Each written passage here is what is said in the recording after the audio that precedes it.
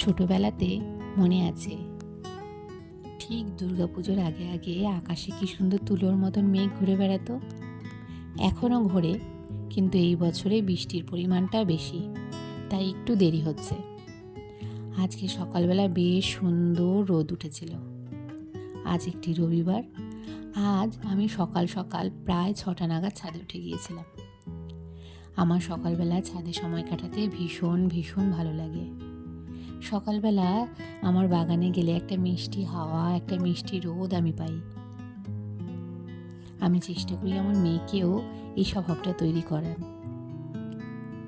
রোজ হয়তো ছাদে ওঠা হয় না, যেদিন ছুটি থাকে আমি ওকে টেনে নিয়ে যাই, চল আমার সাথে যাবি। আমার ছেলে যখন বড় হবে চেষ্টা করব ওকেও নিয়ে যাওয়ার। এই সময়টা না আমার একান্ত নিজের, কারণ আমি এই সময়টাতে গাছগুলোর সাথে কথা হয়তো বলা হয় না, কিন্তু ভাব একটা বিনিময় হয় ঠিকই। ওদের সঙ্গে সময় কাটাতে আমার ভীষণ ভীষণ ভালো লাগে। কে জানে, কথাবার্তা কিছু হয় না, কিন্তু মনের একটা টান আছে ওদের ওপর, ওদেরও হয়তো আছে আমার ওপর। ছাদের থেকে নেমে একটু চা করলাম, মেয়েকে বললাম খাবি। ও শটাং না করে বিছানায় চলে গেছে। সকালবেলা ছাদের থেকে নেমে আসলে একটা আলাদাই এনার্জি পাওয়া যায়।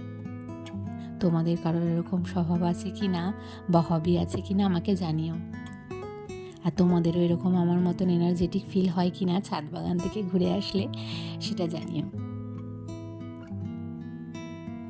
এসে দেখো আমি সকলকে ডাকাডাকি করছি, কিন্তু কেউই আর উঠছে না। আজকের ভিডিওটা এই পর্যন্তই, আর দেখা হবে পরের ভিডিওতে। আমার পাশে থেকো, সাথে থেকো।